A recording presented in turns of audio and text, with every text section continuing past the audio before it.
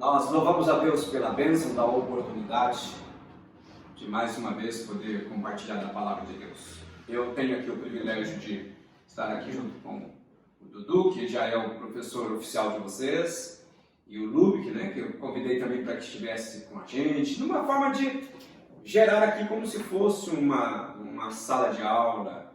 E então eu os convidei para que a gente pudesse compartilhar a palavra de Deus, e esse compartilhar possa também edificar a tua vida e a vida da tua casa. Ok? O texto ele é bastante conhecido, e o meu desejo é de que o Espírito de Deus possa falar no teu coração e que você possa assimilar, de tal forma que gere vida na tua vida e na vida da tua casa. Amém? Eu quero, antes de mais nada, orar.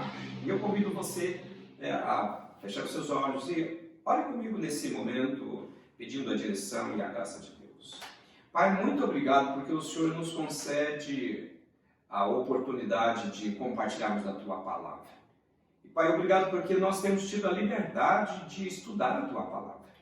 Pai, eu te louvo porque a Tua palavra é viva, é eficaz, a Tua palavra ela é norte, ela nos dá direção. E nós queremos que, Senhor, nesse dia o Senhor se revele a nós através da Tua palavra e que nós possamos ser enriquecidos através dela. Eu quero te louvar pela vida dos amados que estão assistindo, participando, que a bênção do Senhor assista a vida deles, trazendo a paz e trazendo a presença do Senhor. Eu abençoo, eu oro em nome de Jesus. Amém. Nós vamos fazer a leitura do texto. A lição de hoje é a lição 7, vocês receberam. O liberto de Gerasa. Eu quero fazer uma nota que, se a gente falar Gerasa ou Gadara, são sinônimas, ou se era usual esses dois nomes para a cidade de Gerasa. Então nós vamos fazer a leitura no Evangelho de Marcos, capítulo 5, de 1 a 20, e eu vou fazer a leitura do 1 até o 8. Você que está nos assistindo, você pode abrir a sua Bíblia e nós faremos essa leitura que vai ser a base para a nossa aula e a nossa conversa nesse dia. Diz assim o texto a partir do versículo 1. Entrementes chegaram à outra margem do mar, a terra dos Gerazenos. Ao desembarcar, logo veio do sepulcro ao seu encontro um homem possesso de espírito imundo, o qual vivia nos sepulcros, e nem mesmo com cadeias alguém podia prendê-lo, porque, tendo sido muitas vezes preso com grilhões e cadeias, as cadeias foram quebradas por ele, e os grilhões despedaçados, e ninguém podia subjugá-lo. Andava sempre de noite e de dia, clamando por entre os sepulcros e pelos montes, ferindo-se com pedras. Quando de longe viu Jesus, correu e adorou, exclamando com alta voz: Que tenho eu contigo, Jesus, Filho do Deus Altíssimo? Conjuro-te por Deus que não me atormentes. Porque Jesus lhe dissera: Espírito imundo, sai deste homem. Por favor, continua. E ele perguntou-lhe: Qual é o teu nome? E ele respondeu, dizendo: Meu nome é Legião, porque somos muitos. E pedia-lhe muito que não os enviasse para fora daquela terra. Ora, estavam ali perto nos montes uma grande manada de porcos se alimentando. E todos os demônios lhe pediram, dizendo: Manda-nos para aqueles porcos, para que possamos entrar neles. E imediatamente Jesus lhes deu permissão, e os espíritos imundos saíram e entraram nos porcos, e a manada desceu violentamente pelo declive para o mar. Eram cerca de 2.000, e eles se afogaram no mar. E os que apacentavam os porcos fugiram e os anunciaram na cidade e nos campos, e eles saíram para ver o que havia acontecido. Então, por gentileza, prossiga.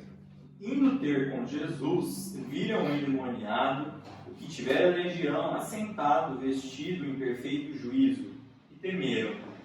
Os que haviam presenciado os fatos contaram-lhe ao que acontecera ao endemoniado e à cerca dos porcos. E entraram a rogar-lhe que se retirasse da terra deles. Ao entrar Jesus no barco, suplicava-lhe o que fora endemoniado que o deixasse estar com ele. Jesus, porém, não lhe o permitiu, mas ordenou-lhe: vai para a tua casa, para os teus. Anuncia-lhes tudo o que o Senhor te fez e como teve compaixão de ti. Então ele foi e começou a proclamar em Decápolis tudo o que Jesus lhe fizera, e todos se admiravam. Muito bem. O tema da nossa lição é o liberto de Gerasa. O objetivo da lição é destacar o poder libertador de Jesus. E o texto fala de uma pessoa oprimida e que Jesus vai ao encontro dele para lhe trazer libertação. Interessante que essa pessoa era um caso perdido, vamos chamar por uma linguagem assim, mais conhecida. Era um caso perdido, que a família já tinha desistido, as autoridades já tinham desistido, mas Jesus vai até ele e o restaura. Como objetivo também da lição, a lição quer revelar que não há caso perdido para Deus. Ou seja, tudo é possível para Ele. E Ele não só liberta, mas Ele também cura. Aquele homem é um homem que foi liberto e foi também curado das suas feridas. Porque o que o diabo fazia na vida dele não simplesmente o excluía da sociedade, não apenas o oprimia, mas gerava profundas feridas na alma. Não é? E, consequentemente, Jesus vai ao encontro. Então, assim, a guisa de introdução, esses são os objetivos. Né? Vou reforçar, destacar o poder libertador, né? Mostrar que não há caso perdido para Deus e que Jesus tem o poder para libertar e curar. Mas, como introdução, eu gostaria de compartilhar com vocês, pensando na visão do discipulado. O nosso irmão João já começou na semana passada falando do discipulado. E eu gostaria de dar continuidade nesse tema, porque nós somos uma igreja missionária. A Igreja Metodista hoje tem como meta, como caminhada, a caminhada do discipulado. E como tal, essa igreja ela existe para fazer missão, para proclamar a salvação às pessoas através de Jesus Cristo. Tá. O que a gente tem que entender com o discipulado? Nosso trabalho de missão a gente ganha, mas no discipulado a gente cuida e a gente capacita. Se nós olharmos para o foco do texto que nós lemos, a gente vai encontrar essa base do discipulado. Os discípulos aprendendo, Jesus os chama, mas na convivência Jesus os capacita. Então eu quero reforçar essa visão do discipulado. Com a missão nós ganhamos pessoas. Jesus diz: ide, fazer discípulos de todas as nações. Depois ele fala o quê? Ensinando-os a guardar todas as coisas que vos tenho ordenado. Essa é a base do discipulado. Nós evangelizamos, né, para ganhar as pessoas, ganhar para Cristo, e depois no discipulado nós cuidamos, nós tratamos e nós também capacitamos essa pessoa para que ela possa ser uma ganhadora de almas para o Senhor. Tá? Então eu gostaria que nós pudéssemos olhar para esta lição dentro desse prisma. Né? Como é que Jesus, ainda que o foco seja o liberto de Gerasa, o que a lição quer focar aqui é que os discípulos estavam aprendendo na caminhada com Jesus. Eles estavam tendo ali um treinamento, não é? Uma aula prática. Então essa é a visão. Primeiro Jesus chama, tá? Agora depois, e é bom a gente também entender que o discipulado não se trata de um estudo bíblico com as pessoas, de uma formalidade. O discipulado é convivência, né? E eu quero até fazer um parênteses aqui para pegar no pé do Walter, né? Sem querer, nós estamos fazendo discipulado, porque a gente propôs, tá certo que eu já não sou idoso quanto o Walter, né? E ele sofre comigo de ação. Mas nós estamos todos os dias que possível saindo para a gente fazer uma caminhada. E a gente conversa de tudo, brinca, pega no pé. Se olharmos para essa visão do discipulado, o discipulado é exatamente essa caminhada, que não existe uma formalidade. Existe essa preocupação de passar vida para vida. Então, no caminhar com ele, é preciso que ele veja em mim algo que possa ajudá-lo. A ponto dele perguntar, a ponto de eu observar e eu falar, olha, isso está errado, mas não pode assim. Ou eu falo, como que pode ser? O discipulado é essa dinâmica na qual nós capacitamos, nós orientamos, nós treinamos. E é experiência de vida que se passa para o outro, é convivência. Foi isso que Jesus fez. Ele chamou os seus discípulos e o que ele fez agora? Pôs essa turma para caminhar. Vamos caminhar. E imagina cada momento que esses discípulos puderam viver com Jesus. Como este, por exemplo, e tantos outros que os evangelhos revelam. Então a lição chama a atenção para a importância do testemunho da pessoa liberta como um sinal transformador de Jesus. O evangelista quer que a gente olhe para esse milagre de libertação daquele homem e que a gente possa ver que isso é um sinal para mostrar o poder de Jesus para libertar a vida das pessoas. Porque nós também precisamos estar nessa caminhada com Jesus de aprendizado, porque no dia a dia nós precisamos exercer o nosso ministério para levar pessoas à libertação. Então eu quero ainda olhar para a questão assim, a lição destaca que, como aquele homem, há muitas pessoas oprimidas hoje por muitas cadeias e opressões. Então há muitas pessoas oprimidas. E aqui eu coloquei uma relação e eu queria que vocês me ajudassem, né? Pensar que tipo de cadeia, que tipo de opressão que a sociedade hoje vive. Né? Eu vou citar alguns e vocês poderão lembrar de outros, mas eu coloquei, por exemplo, como alguns que a lição mesmo indica e outros que eu acrescentei. Por exemplo, vícios, né? É um tipo de cadeia, um tipo de opressão. A pornografia, a mentira. Né? A mentira hoje virou um meio de vida. E as pessoas usam isso para se sair bem, para se continuar simpático com as pessoas, ser agradável. Então ele mente. Mesmo que depois virando as costas para o não era isso. A mágoa é um outro tipo de prisão, né?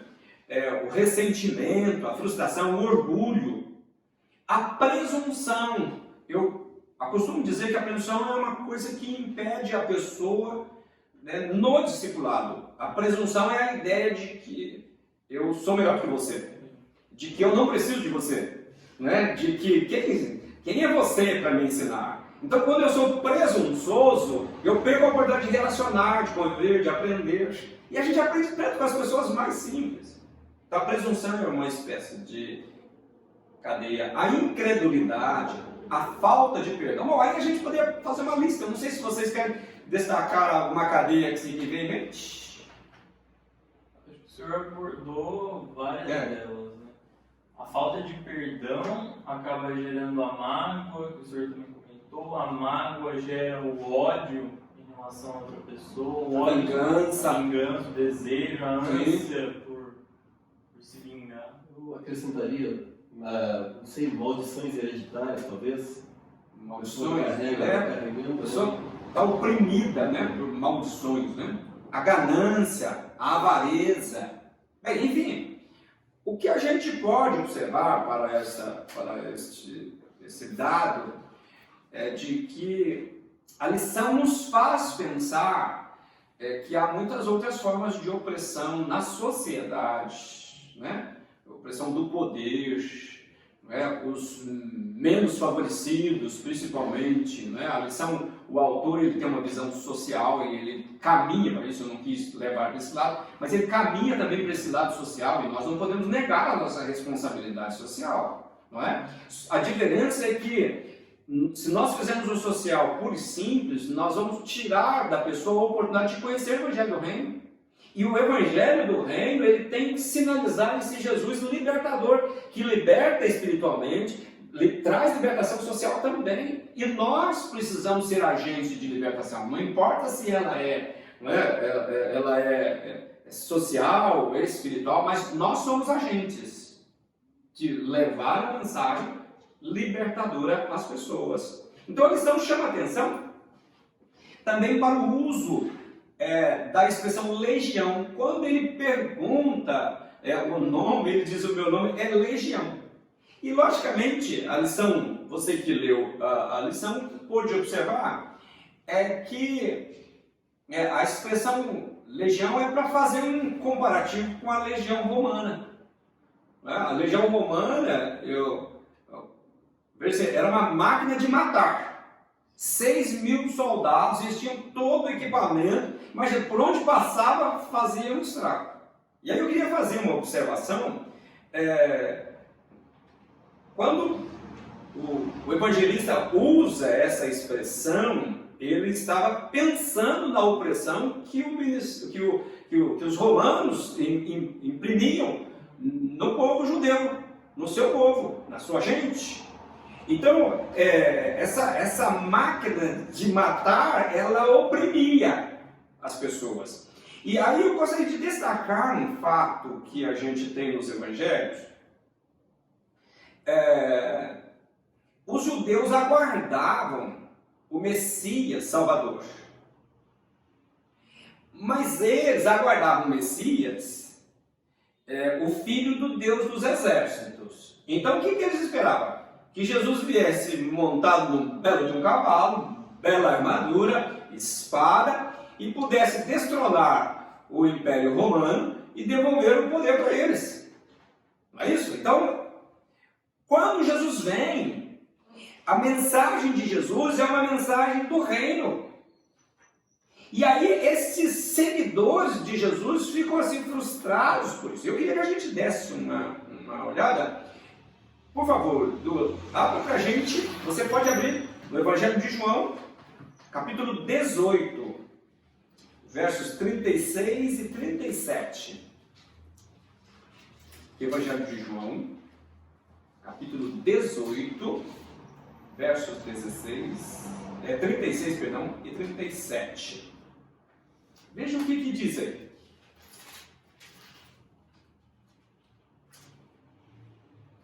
Tem João, meu irmão? Achei. Respondeu Jesus: o meu reino não é deste mundo. Se o meu reino fosse deste mundo, os meus ministros se empenhariam por mim, para que não fosse eu entregue aos judeus. Mas agora o meu reino não é daqui.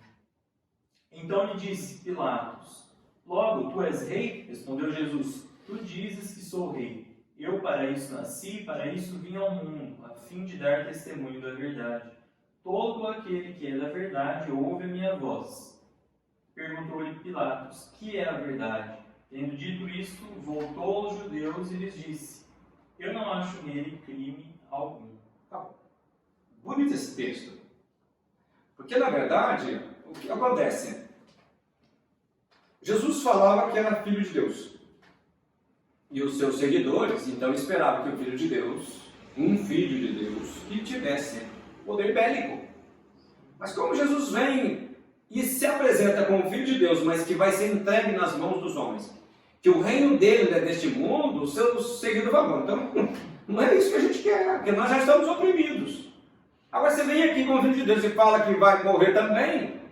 Eles não entenderam essa mensagem de reino que Jesus trouxe. Eu fiz essa nota para pensar o seguinte: olhar na mesma direção que os gesarenos estavam vivendo. Eles não conheciam Jesus. Os diferentes, sim, dos judeus que conheciam Jesus enquanto teoria, mas quando Jesus, o Filho do Homem, vem, eles não o reconhecem como tal. Ele estava muito mais preocupado na sua avareza, nas questões materiais, em poder, cargo, do que simplesmente experimentar a obra de Deus na vida deles. Então o que acontece? Os gesarenos fizeram o mesmo. Eles foram prejudicados, né, porque os demônios entraram nos porcos e logicamente que eles se revoltaram e pediram para Jesus sair e ir embora. Não quiseram Jesus. Por quê? Porque a visão deles era uma visão materialista. A vida não tinha valor, o que tinha valor eram os porcos. Se os perdemos os porcos, a gente não quer você. E me parece que o evangelista chama a atenção para essa questão da avareza, da questão da ganância, que na mesma proporção daquela época, nós temos também hoje. Nós estamos vivendo um tempo hoje que a ganância, o egoísmo, tem sido assim tão forte que a vida humana tem perdido o seu valor. Concorda? Nós valemos voto em época de eleição. Fora isso, nós vemos o nosso poder, todas as articulações não levam em conta a vida. Você é importante enquanto voto, mas fora isso você não serve a nada. Vemos o poder oprimido de todas as formas, de todos os meios. Por quê? Porque a visão está só na ganância, no material. Os gerazenos estavam assim. Então a intenção do evangelista é revelar Jesus, seu poder acima de todo e qualquer poder. E ele começa o livro, eu vou pedir para o Ludwig ler, no capítulo 1 de Marcos, verso 21 e 28, só para a gente compreender. Ele começa o livro mostrando o confronto de Jesus com os demônios lá em Cafarnaum. 21, 28. 21 e 28. Capítulo 1 de Marcos. Você pode abrir a sua Bíblia, eu espero. Evangelho de Marcos, capítulo 21 a 28. Jesus começa o ministério dele também tendo confronto com o diabo. Eu quero ler para depois eu falar. Amém. E eles entraram em Cafarnaum, e imediatamente no dia de sábado entrou na sinagoga e ensinava. E eles admiravam-se da sua doutrina, pois ele os ensinava como tendo autoridade, e não como os escribas. E ali estava na sinagoga deles um homem com um espírito imundo, e ele gritava, dizendo: deixe-nos sozinhos. O que temos nós contigo, Jesus de Nazaré? Vieste destruir-nos? Eu sei quem tu és, o Santo de Deus. Mas Jesus o repreendeu, dizendo: cala-te e sai dele. Então o espírito imundo, convulsionando-o e gritando em alta voz, saiu dele. E eles todos se espantaram de tal modo que questionavam entre si, dizendo: que coisa é esta? Que nova doutrina é esta? Porque com autoridade ordenam os espíritos imundos e eles obedecem. E imediatamente a sua fama se espalhou por toda a região ao redor da Galileia. Obrigado. Na verdade, o que a gente pode observar aqui? No início do ministério de Jesus, o Evangelho de Marcos vai destacar isso. Diz aí que ele está ali ensinando na sinagoga, e a expressão é interessante, 23, ele fala assim: não tardou que aparecesse na sinagoga um homem possesso. Já logo no início do ministério, Jesus já começa, Marcos revela isso, que os demônios já estão insatisfeitos, e por isso eles se manifestam de todas as formas, porque é como se Jesus estivesse chegando para atormentá-los. Mas Jesus não veio para atormentá-los, Jesus veio para destruí-los. E é por isso que eles ficam irados. Mas em todo momento que Jesus chega para ensinar, eles querem de alguma forma impedir. Porque o único objetivo dos demônios é fazer isso mesmo, gerar destruição na vida das pessoas. Por favor, você pode abrir no Evangelho de João, capítulo 10, o verso 10 a parte A, a primeira parte apenas. Evangelho de João, leia para a gente, Edu.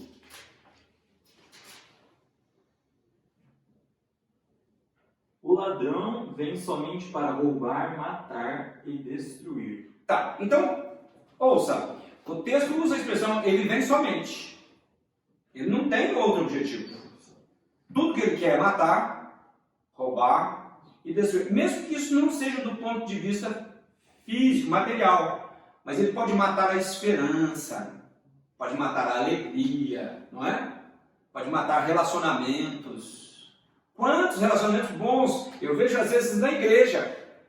Né? Uma pessoa, poxa, está caminhando tão bem, de repente cria-se alguns conflitos, gera inimizade, a pessoa sai, é uma perda irreparável. Porque as pessoas são importantes na caminhada da igreja, quando elas saem faz uma falta. Elas são importantes no corpo. Então o diabo quer isso mesmo. Ele quer de alguma forma matar, roubar e destruir. Pode falar. É interessante aqui, pastor, que quando acontecem esses milagres todos, o pessoal não estava preocupado com a libertação daquele homem ali, mas estava preocupado com aquela quantidade de porcos que eles tinham perdido, porque eles falaram assim, ó, eles começaram a pedir para que ele saísse da região, porque o prejuízo financeiro era muito, porque aquele homem já era considerado um lixo humano, digamos assim, né? Na verdade, é o seguinte, as pessoas deviam criar muito porco. Né? Se Jesus continuar aqui, nós vamos ficar pobres. A ideia é mais ou menos isso. Eles pedem para a gente gerar, porque é como se fosse, se você ficar aqui, você vai gerar prejuízo para a gente. Ou vai continuar gerando prejuízo para a gente. E o homem não vai tanto. E o homem não. O fato daquele homem que estava destruído, ser liberto, isso não fazia a menor diferença para eles. Mas não está muito diferente do nosso tempo hoje. Os porcos hoje continuam tendo muito valor. Né? A vida humana não vale nada. Né? E isso é importante a gente observar. A intenção do inimigo é usar as pessoas exatamente para gerar essa desvalorização da vida. E eu costumo dizer que os demônios não estão fazendo isso hoje. Desde a queda do homem, eles estão tentando de alguma forma destruir o plano de Deus para a vida humana. Mas eu queria que a gente desse uma olhada ainda, abre a sua Bíblia, no Evangelho de Lucas, capítulo 4. Eu vou pedir para o Ludwig, Evangelho de Lucas, capítulo 4, do 17 ao 21. E eu queria que você também abrisse a sua Bíblia, lá no finalzinho da Bíblia, 1 João, capítulo 3, versículo 8. Por favor, do 1 João 3, 8, lá no finalzinho da Bíblia. Eu queria que nós pensássemos nessa expressão que eu disse. O diabo ele não é hoje que ele está fazendo as suas graças. Desde a queda ele vem tentando destruir o plano de Deus. Mas desde lá também Deus tem um plano, para resgatar o homem, libertar o homem do jugo opressor. O Evangelho de Lucas vai revelar neste momento que Jesus mesmo afirma esse projeto para o qual ele vem. Vamos ouvir, por favor. Lucas capítulo 4, versículo 17. E ali foi-lhe entregue o livro do profeta Isaías, e tendo aberto o livro, achou o lugar em que estava escrito: O Espírito do Senhor está sobre mim, porque me ungiu para pregar o Evangelho aos pobres. Ele enviou-me para curar os quebrantados de coração, para pregar libertação aos cativos e restauração da vista aos cegos, e para pôr em liberdade os oprimidos, para pregar o ano aceitável do Senhor. E ele, fechando o livro, o deu novamente ao ministro, e assentou-se, e os olhos de todos que estavam na sinagoga estavam fixos nele. E ele começou a dizer-lhe: Neste dia se cumpriu esta escritura em vossos ouvidos. Então, ouça bem, o profeta Isaías cita o profeta Isaías para dizer que da mesma forma como que o diabo veio oprimindo geração após geração, Jesus, o libertador, também vem sido pregado de geração após geração, né? E quando Jesus, então, agora assume o ministério dele, ele diz, né, o Espírito do Senhor está sobre mim, ele me ungiu para. E aí ele coloca uma série de coisas, dentre eles, né, está a obra de libertar as pessoas cativas, né, oprimidas pelo diabo, trazer libertação para elas e pregar o ano aceitável do Senhor. E quando ele assenta e diz, hoje cumpriu essa escritura. Ou seja, o que a gente entende nesse contexto todo é de que o diabo ele vem somente para isso.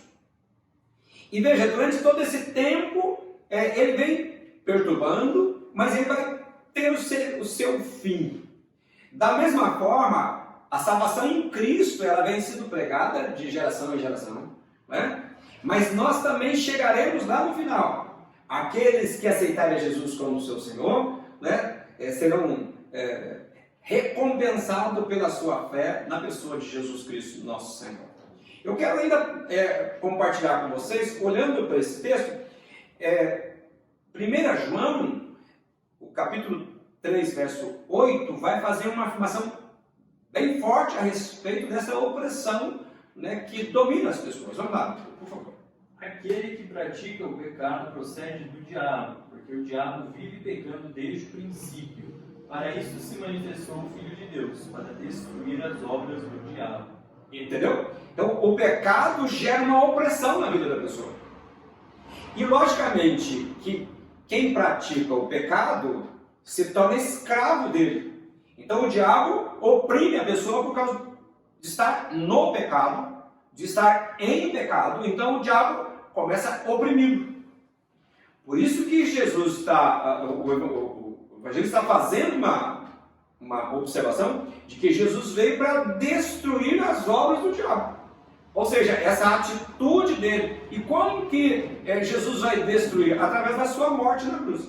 Então, na medida que eu conheço o Evangelho de Jesus, e eu confesso, reconheço os meus pecados, e eu os confesso, me arrependo deles, então eu sou liberto dessa escravidão. E aí agora o diabo não tem mais poder. Ele pode até me acusar, mas eu digo, olha, mas Jesus já pagou esse preço, essa dívida, né, já foi pago na cruz por mim. Tá certo? Essa é a compreensão que nós precisamos ter. A ideia de Jesus ir a Gerasa para salvar aquele homem, independente se ele era judeu ou não, revela que Jesus ele quebra barreiras culturais. Ele poderia ter uma série de preconceitos para ele, porque ali aquelas pessoas eram consideradas gentias, não é? Aquelas pessoas eram consideradas também imundas, porque lidava com o porco, o homem vivia nos sepulcros. Então, segundo o costume dos judeus, este era um ambiente que não era para Jesus e para os seus discípulos. Mas eles vão até ali, quebram essas barreiras, e Jesus liberta aquele homem, né, e devolve ele a dignidade e faz dele um missionário. Esta é a obra de Jesus, não é? E este é o maior foco que a gente pode dar para a lição, de um Jesus que restaura, cura, liberta e faz dele um missionário. Eu quero ainda que a gente olhe na caminhada com Jesus, os discípulos, eles vivenciaram muitas experiências maravilhosas. Aliás, nós precisamos sempre pensar na valorização dessa caminhada da vida com Jesus. Nós começamos aqui a conversa falando do discipulado, dos discípulos aprendendo na caminhada com Jesus, não é? Essa mesma caminhada com Jesus continua hoje. E nós precisamos avaliar quais são as experiências que a gente tem tido. Ou será que nós conseguimos caminhar com Jesus e ser como os gerazenos? Ver sinais, ver milagres, mas ao mesmo tempo continuarmos frios, valorizando muito mais a matéria do que a vida. Principalmente a vida que o Senhor nos oferece. Então esse é um detalhe que a lição tenta nos chamar a atenção. E eu queria que a gente tentasse observar alguns aprendizados. Eu vou pedir para que o Eduardo, você primeiro. possa compartilhar com a gente o seguinte, na sua compreensão aí da lição, qual o aprendizado que a gente poderia observar nessa caminhada com Jesus, tanto na vida dos discípulos, como na nossa vida como discípulos, na nossa caminhada com Jesus, o que é que a gente poderia observar?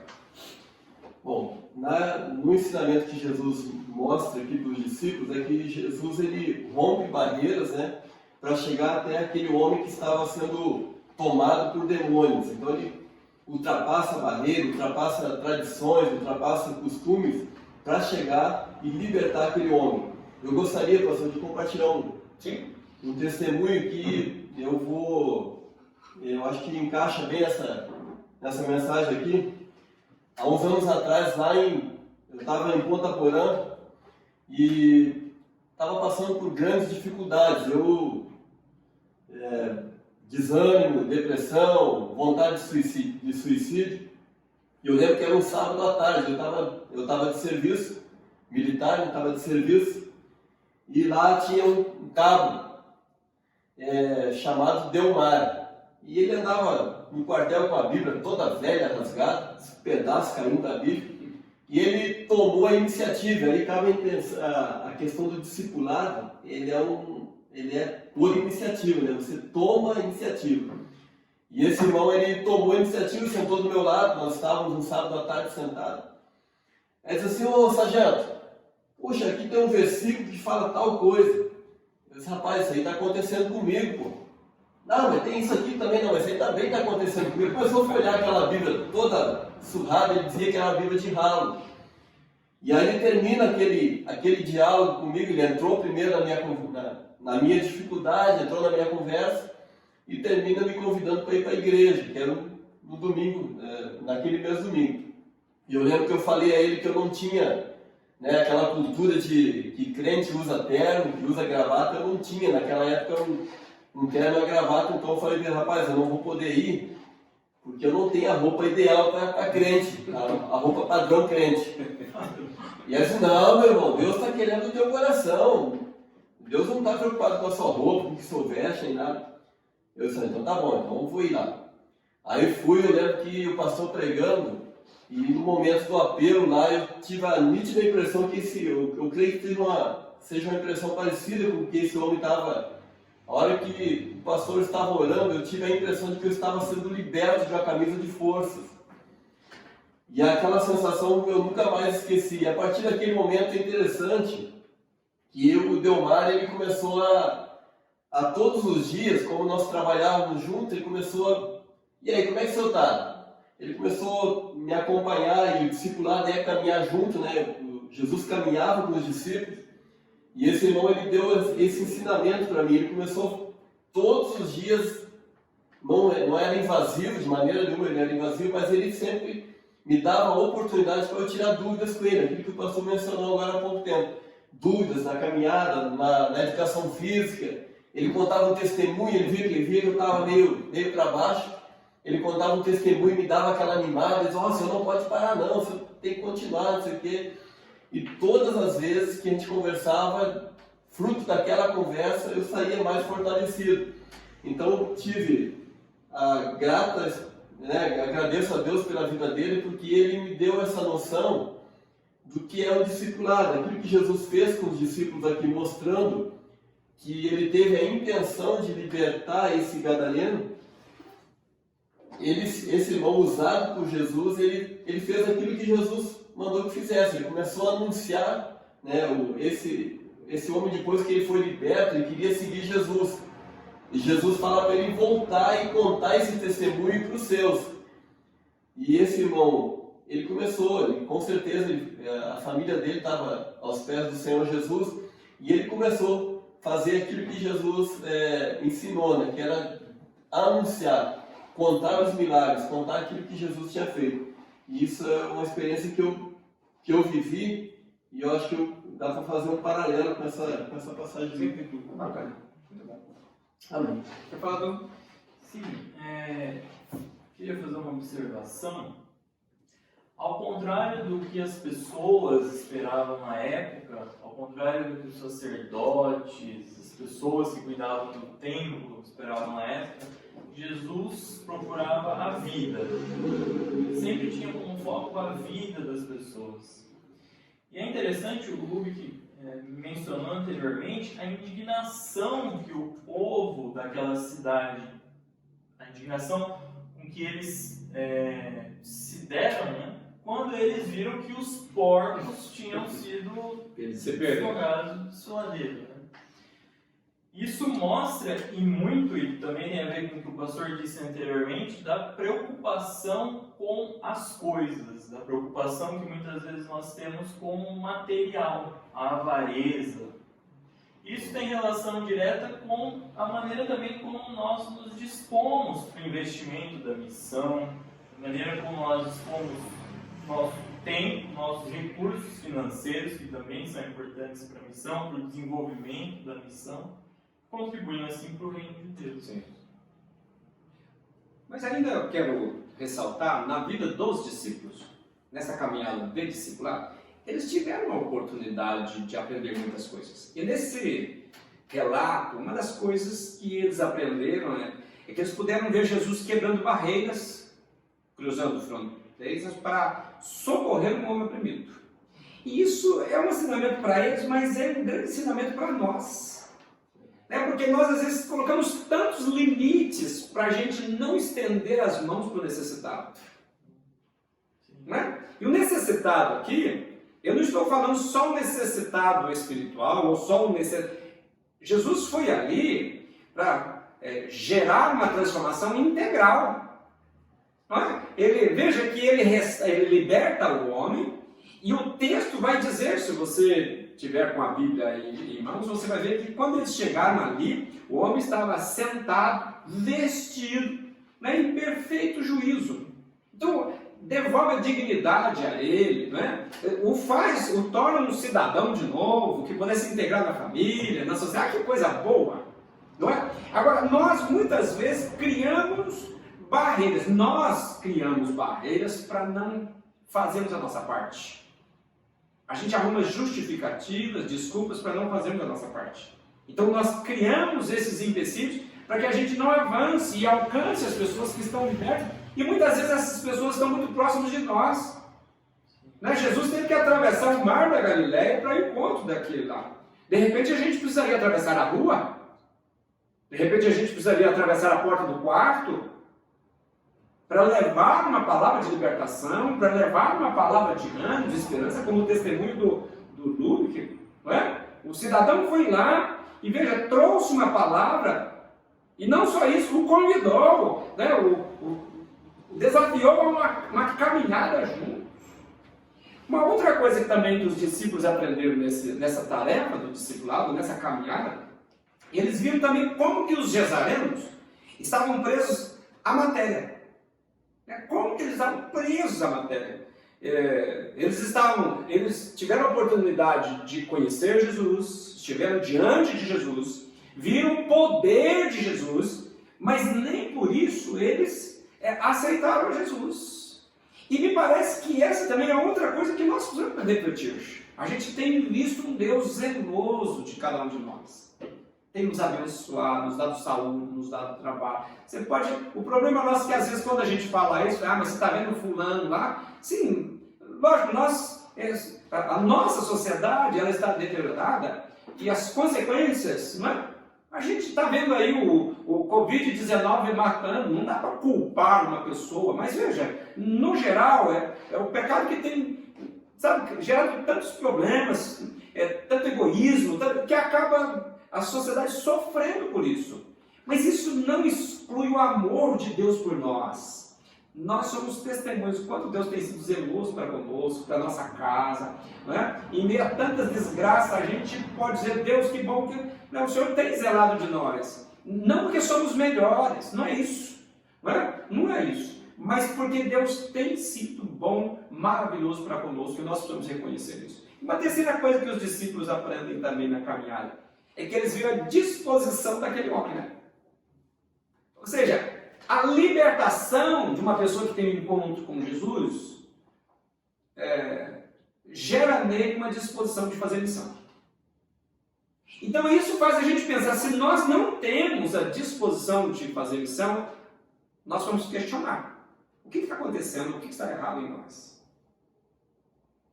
Porque é para ser algo natural em nós.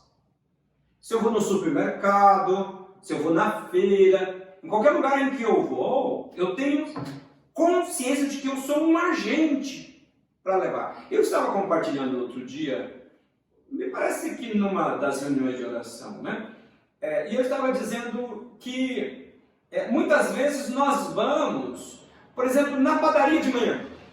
Aí a gente chega lá para comprar pão, mas parece que a gente só levantou, pôs roupa, mas a gente não acordou. A gente continua lá, muitas vezes com a cara fechada, mal-humorado, e a gente... E aí eu estava compartilhando de mim. Né? Normalmente eu levanto bem humorado, eu não tenho problema, eu estava mal-humorado. Mas eu estava reparando que um dia eu fui na padaria perto da minha casa, lá em São Carlos, né? Comprar pão. Eu não tenho muito hábito de comer pão, mas por alguma razão eu fui comprar pão. Eu tinha gente em casa, cheguei lá, e eu cheguei com aquela cara de quem passou a noite acordado, né? E quando eu cheguei lá, a moça do caixa, com aquele sorrisão até a orelha, fazendo bom dia, como vai você? Tudo bem? Ela não me conhecia, ela fez a tarefa dela como funcionária. E eu fiquei pensando comigo, puxa vida, eu é que deveria ter chegado para ela, não é? Chegar a fazer, bom dia, jovem, como vai você? Tudo bem? Entendeu? E eu fiquei pensando, nós perdemos a oportunidade, nós temos a oportunidade de estar diante do Senhor Jesus, diante dos seus milagres, sabe, de tudo que Ele tem feito, e nós somos agentes, nós recebemos a incumbência de manifestar a graça do Senhor à vida de outras pessoas, porém nós omitimos. Nós não somos muito diferentes daqueles gadarenos. A diferença é que aqueles gadarenos não conheciam mesmo Jesus, e nós é promoção. Então eu queria que nós pensássemos nesses 3 pontos, né, para que a gente pudesse olhar, né, para a situação do texto e a gente pudesse fazer uma conclusão. Já pode falar. É interessante, pastor, não sei se é porque esse homem era escravo dos demônios. E aí a hora que ele foi liberto, ele por ser liberto, ele passou a querer seguir Jesus pela liberdade que Jesus proporcionou a ele. Sim. Então eu tenho 2 opções: ou eu sigo Jesus de forma liberal, sigo ele pelo prazer de seguir Jesus, ou sou escravo do demônio, não tem meio termo, né? Ou se eu fizer a coisa que não é a coisa que Deus aprova, eu estou sendo escravo, então eu não estou fazendo aquilo que eu quero. E esse homem, por ele ter sido liberto, ele decidiu livremente seguir Jesus, ele teve prazer em seguir Jesus. E muitas vezes a gente, isso acontece muito com aquela pessoa recém-convertida, né? A pessoa recém-convertida, ela quer contar para todo mundo: nossa, Jesus fez isso por mim, fez aquilo por mim. Mas vai passando os anos e a pessoa parece que vai cauterizando, né? Ela já não tem mais aquela mesma empolgação, já fica mal-humorada. Então vai cauterizando. Então muitas vezes a gente precisa voltar ao primeiro amor e lembrar o que Jesus fez pela nossa vida, para poder voltar a ter aquela mesma alegria de seguir Jesus livremente e dizer assim: olha, Jesus, o Senhor fez maravilhas por mim, vou continuar anunciando o seu nome. Porque à medida que as pessoas vão passando, o tempo vai passando, a pessoa vai ficando assim: aquele milagre já não é mais, é mais racional, não é milagre, isso aí é que ia acontecer, é por acaso, e vai colocando razão naquilo que deveria colocar fé. Então a pessoa vai ficando. Então por isso que muitas vezes uma pessoa recém-convertida, ela produz muito mais do que uma pessoa que já está caminhando há muito tempo e ela está marcando passo. Na verdade, quando marca passo na vida cristã, ela está andando para trás, né? Então, Agora aí o que é interessante observar aí é de que o valor do discipulado está exatamente nessa caminhada para estimular. É constante. Porque, na verdade, não é que eu vou estar sempre bom para estimular o Du. Pode ser vice-versa. O que acontece? Mas, como eu tenho a tarefa de caminhar com ele, como é que... Eu vou ter que falar hoje eu não estou muito legal. Sim. Você está entendendo isso? Por quê? Na verdade, o discipulado se dá não é por mostrar para você que eu sou perfeito, porque daí não é discipulado. Imagina se eu começar a andar com você e você observar que eu sou perfeito em tudo. Você vai, nossa, não é para mim. Mas se você perceber que eu sou gente como você, como é que eu consigo, né, viver a vida, né, diante de todos os desafios, diante das quedas, dos fracassos. Então, na caminhada com você, tem dia que você é uma inspiração para mim. Tem dia que eu sou uma inspiração para você. Né? E essa coisa é uma coisa muito boa na visão do discipulado. Por quê? Quando falamos do discipulado também, nós falamos de um estímulo a uma vida de comunhão com Deus, uma vida de consagração.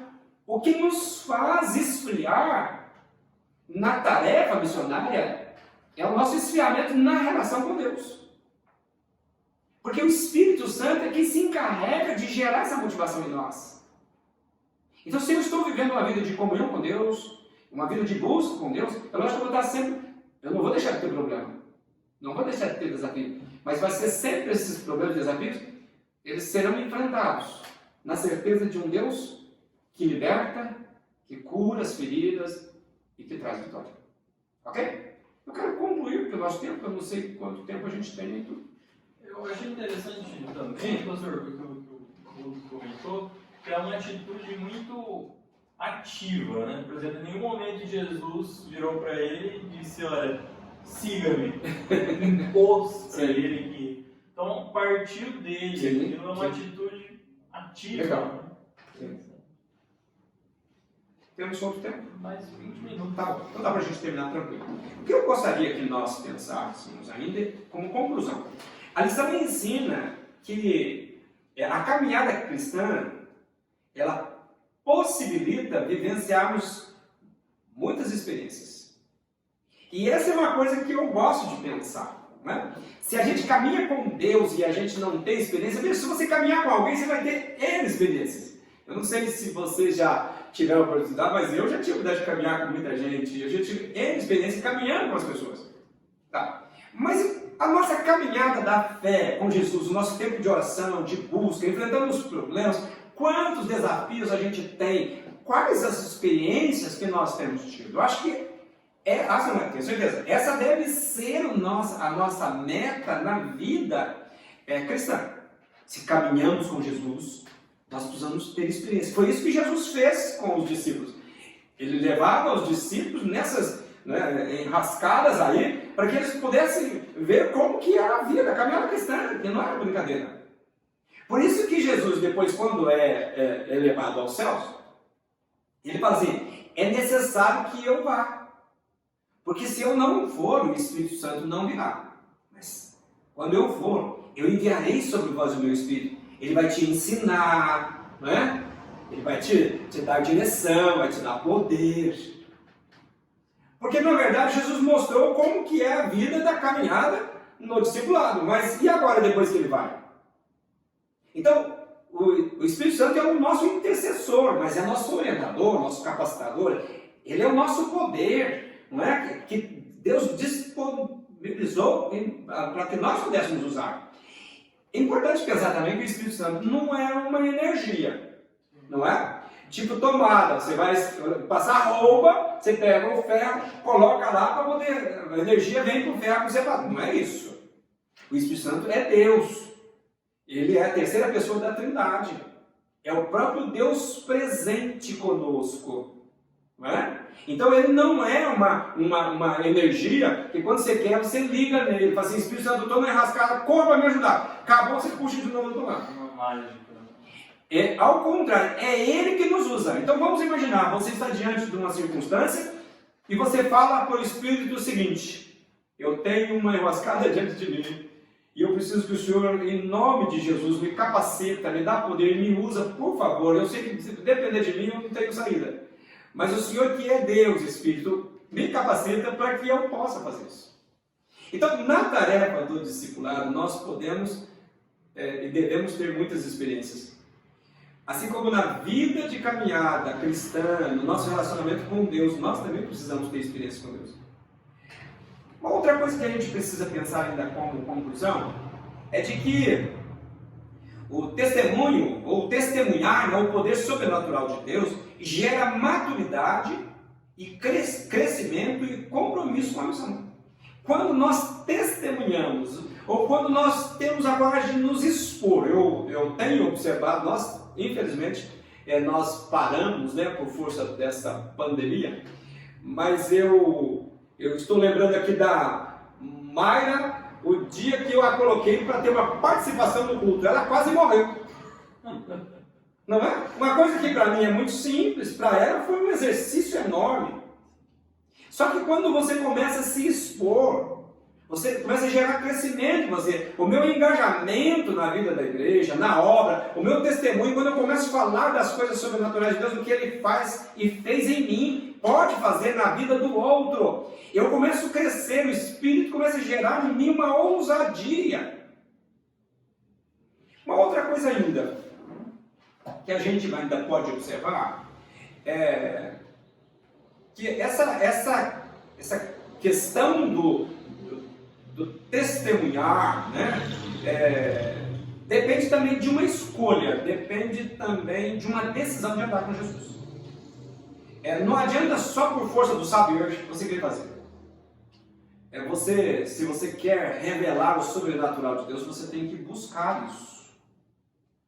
Eu penso que a preocupação, às vezes, da igreja em ter medo do sobrenatural de Deus é porque a gente está tão acostumado com esses meios de comunicação que nós temos hoje, e a gente vê tanta barbaridade, e nós esquecemos daquela sublimidade do amor de Deus, do Espírito de Deus, aquela grandeza da sua compaixão, que quer se revelar a nós como um Deus que tem, né, que só tem amor, e nós perdemos a oportunidade de vivenciar o quanto que Deus nos ama, apesar de nós. E eu quero compartilhar com vocês um testemunho próprio, né, de momentos na minha vida em que eu acho que até já disse isso na igreja, de muitas vezes, de desistir de tudo. As minhas crianças eram pequenas, e eu trabalhava, eu tinha a responsabilidade com a igreja, e eu tinha os filhos, e chegava num momento que eu não sabia o que fazer, e eu entrava em desespero, e eu tinha vontade de fazer, quer saber de uma coisa, eu vou sumir. E eu quero confessar a vocês quantas vezes eu pensei assim, e quantas vezes eu chorei como criança. Eu punha minhas crianças para dormir, eu encostava num canto e eu chorava, mas chorava até cansar. E eu me lembro que um desses momentos eu disse para Deus, Deus, tudo que eu preciso é sentir abraçado por Ti, eu preciso sentir o Teu amor derramar no meu coração, eu preciso que o Senhor me invada com esse amor, e eu quero sentir isso, porque é tudo que eu estou precisando, é sentir amado por Ti, para eu ter forças para caminhar. E quando eu falo isso eu me emociono, porque são experiências da vida que você tem na caminhada com Deus. E Deus poderia falar para mim, pô, mas que pastorzinho marca barbante que é você? Se merda, cara, mas eu poderia ter falado isso, não, mas não é essa. Deus não me ama porque eu sou bom, perfeito, Ele me ama porque eu sou... Um dia eu decidi por Ele, um dia eu fiz a opção por Ele, eu decidi querer ser meu Senhor e meu Salvador. E a partir desse dia há uma aliança e Deus passa a me tratar como filho dele. Só que como filho eu posso buscar, aproveitar melhor do que o pai, que a mãe tem, ou eu posso recusar. Não é? Deus quer demonstrar desse amor. Quando eu digo de ter experiência com Deus, eu não estou falando que é para você fazer como essas reuniões, né, da mídia, e que o cara fica endemoniado, fica trocando ideia com ele, e aí o cara... Não é isso, eu não estou pedindo para você fazer isso.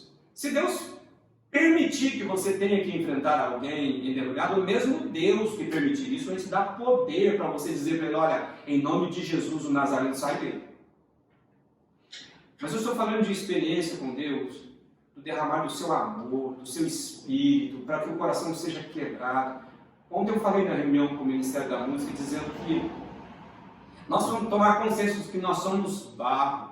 Porque se nós falamos que Deus é oleiro, então se eu sou barro, eu preciso ter um coração moldado, tratável, eu preciso permitir que Deus faça isso comigo. Meu desejo é que você possa querer experimentar ser amassado por Deus, com a sua misericórdia, com a sua graça, e dá um molde novo para o louvor da sua glória. Mas eu quero ainda falar mais algo. Nessa caminhada, os discípulos, eles foram confrontados e ensinados. E essa é a tarefa do discipulado. Quando nós caminhamos juntos, a gente tem a oportunidade de ensinar, mas tem a oportunidade também de confrontar as pessoas. Porque é confrontar com relação ao pecado. Porque o pecado precisa ser deixado. Precisa ter arrependimento. Precisa ter mudança de vida. E precisa restauração e cura. Para que então essa manifestação da graça possa te dar a oportunidade de você compartilhar dela com outras pessoas. A libertação do Geraseno, ela se deu a partir de um encontro com Jesus. Aquele homem era um nada, mas a partir do encontro com Jesus, ele se tornou missionário. A dificuldade das pessoas, muitas vezes, se engajar no discipulado, produzir frutos, é porque elas nunca tiveram encontro com Jesus. As pessoas, elas vão para a religião, elas se tornam religiosas, ou nascem, crescem, vivem a vida toda na religião, mas se você perguntar como é que foi o teu encontro com Jesus, elas não sabem dizer. E eu quero estimular você a se perguntar, como foi o meu encontro com Jesus? Uns podem ter no encontro com Jesus uma experiência fantástica. Eu conheço muita gente que o dia que entregou a vida para Jesus, uns caíram, outros choraram, outros riram, outros se alegraram e outros ficaram lá, sério, não. Porque a Bíblia fala da multiforme graça de Deus. Deus não precisa fazer a mesma coisa em todo mundo. Ele pode fazer de um jeito em você, e em outro, no outro, cada um de um jeito, por causa da sua multiforme. Mas precisa ter um encontro com Jesus. O Geraseno, ele teve um encontro com Jesus. E ele experimentou o sobrenatural de Deus. E a partir daí, quando Jesus falou para ele assim, olha, você vai, conta para os seus. Eu tenho a impressão que ele não chegou na casa dele. A Bíblia diz que ele já começou ali por Decápolis. Decápolis é uma vila de 10 cidades. Ele já começou ali contando para as pessoas o que Jesus fez. Eu vejo que quando ele chegou na casa dele, a família dele já sabia tudo que tinha acontecido, porque deve ter chegado a informação lá primeiro do que ele. Mas isso é importante. Quem nunca teve um encontro com Jesus nunca vai ter nada para contar. Pode até falar de proezas realizadas na vida da igreja. Olha, nós fizemos bazar, nós fizemos feijoada, nós reunimos um monte de gente, tudo bem. Mas por isso que eu não gosto de pensar nessa questão das atividades para dizer que isso é encontro com o Senhor. O encontro com o Senhor é a nossa intimidade com Deus, é a nossa experiência com Deus, que a partir daquele dia a nossa vida mudou. E eu passei a entender que eu sou esse barro que pode ser amassado, que pode ser moldado. Quando você encontrar uma pessoa que fala que é crente, mas que, de dura serviço, vingativa, cheia de ódio, de mágoa, você pode falar para ele, olha, você precisa rever. Porque se você entende que Deus é o oleiro, você é barro. E o barro precisa ser amassado para ele ganhar forma, senão não tem jeito. Então, pode até falar de proezas religiosas, fruto de esforços humanos, de habilidades, do saber, porém, vida transformada, convertida e comprometida com Deus e com a vida só é possível a partir de um encontro transformador de Jesus. Se você não tiver um encontro transformador com Jesus, você pode fazer um monte de coisa, mas você não vai ver vida rendendo aos pés de Jesus e professando a fé em Jesus Cristo como seu Senhor e Salvador. E eu quero deixar aqui, como fecho, quantas experiências pessoais você já teve com Jesus? E como foi a sua experiência pessoal com Jesus? Você consegue falar do teu antes de Jesus? Olha, antes de Jesus eu era assim. A partir do momento que eu conheci Jesus, a minha vida passou a ser assim. E a partir daí eu comecei a dar fruto. Eu comecei a fazer como Geraseno. Sair compartilhando, falando do poder transformador de Deus. Para quantas pessoas você já contou a sua história? Talvez a gente conte a história de vantagem. Eu gosto de contar vantagem, né? Eu sou mineiro, sou divino, eu gosto de contar um papo só. Mas assim, eu gosto muito mais por brincadeira. Não é? Eu tenho no meu computador história de mineiro, palavreado mineiro, e eu falo muito no mineirês. Tá, então a gente gosta muito de contar de time de futebol, falar de vantagem política. Eu não sou muito a favor de política, não gosto, né? Não sou a favor, não gosto. Mas as pessoas gostam de contar. Mas eu queria que você pensasse o seguinte: para quantas pessoas você já contou do poder transformador de Jesus na tua vida? E quantas pessoas já foram aos pés de Jesus porque ouviram você contar da transformação que Jesus fez na tua vida? Você disse: olha, antes eu era assim, era como você. Mas a partir daquele dia Jesus mudou a minha vida. E a minha vida nunca mais foi a mesma. Sabe, eu quero pensar ainda com você. Quais as cadeias que precisam ser quebradas? Talvez você está preso em tantas desculpas, tantas justificativas. Talvez você está usando alguém. Eu não vou por causa do fulano. Eu deixei de fazer por causa do Beltrano. Está sempre arrumando alguém para assumir a culpa no seu lugar. Culpa a forma de usar o dinheiro, culpa a forma de tocar, o barulho, a forma de pregar. Inventa N desculpas para não ter coragem de tomar uma atitude e se render aos pés de Jesus. Que prejuízo! Lembra, Jesus já morreu no nosso lugar. Ele se fez maldito por nós. Se você tem que culpar, culpa ele. Diga: Jesus, o Senhor já se fez maldito, eu continuo ainda arrumando alguém. Eu tenho deixado de vivenciar a graça, o melhor do Senhor, porque o fulano faz isso, o Beltrano faz aquilo. Mas ele tomou sobre si as nossas iniquidades para nos trazer paz. E eu quero orar com você nesse final de aula. Eu quero agradecer você por estar com a gente. Quero agradecer a vida do Lubick, a vida do Dudu. Nós temos tido a oportunidade, apesar da pandemia, estar sempre próximos, não é? Mas nós temos orado por vocês. Eu tenho orado por vocês todos os dias. E eu gostaria de que você se perguntasse nesta manhã quais as cadeias que têm oprimido você. Talvez dentro da tua própria casa. Talvez as cadeias não é nem pessoas, é você mesmo, sua forma, o pecado, a mágoa, o ressentimento, a falta de perdão. E talvez você esteja oprimido e Jesus gostaria de libertar você nesse dia. E eu gostaria, se você for ousado e tiver humildade suficiente, fechar os seus olhos e ter um momento de confissão, de arrependimento verdadeiro. Talvez você nunca teve um encontro com Jesus porque essas barreiras sempre impediu. Você sempre usou a religião: mas eu sou muito religioso. Porque eu faço. Mas não é isso que eu estou falando. Vamos abrir o coração para Jesus. E deixar Ele fazer uma obra no teu coração. Para que você possa contar para os outros o que Jesus fez na tua vida e não através das suas proezas. Eu vou orar para você. Deus, muito obrigado por esse tempo de partilha da tua palavra. Muito obrigado pela vida desses amados que o Senhor permitiu que estivesse aqui comigo compartilhando. Muito obrigado pela vida dos irmãos e irmãs que estão nos ouvindo.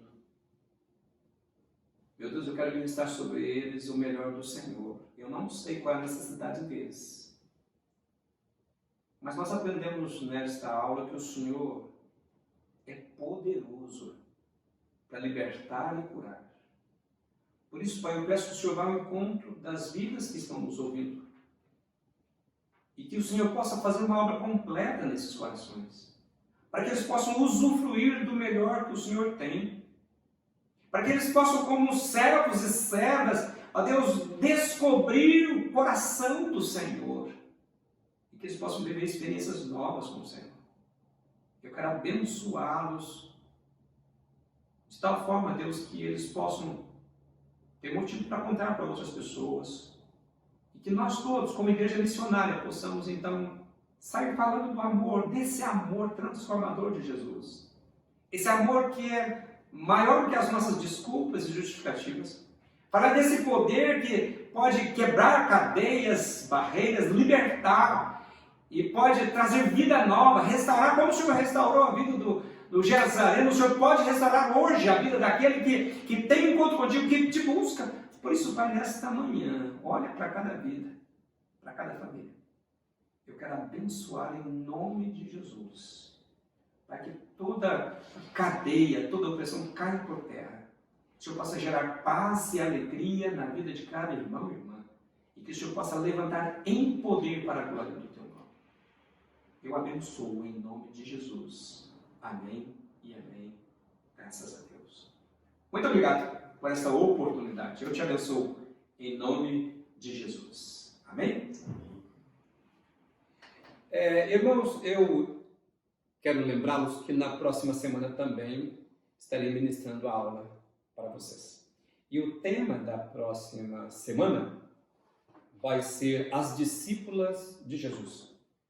E o objetivo é destacar a figura da mulher na caminhada com Jesus e ver no exemplo dessas mulheres lições que possam nos ajudar na caminhada do discipulado hoje. Por isso você vai receber a lição, ou já recebeu a lição, e você vai poder estudar. E na próxima semana, então, nós estaremos compartilhando sobre este assunto. Ok? Muito obrigado, que Deus abençoe e te dê uma ótima semana. Lembrando que o texto básico vai ser Lucas 8, de 1 a 10. Muito obrigado.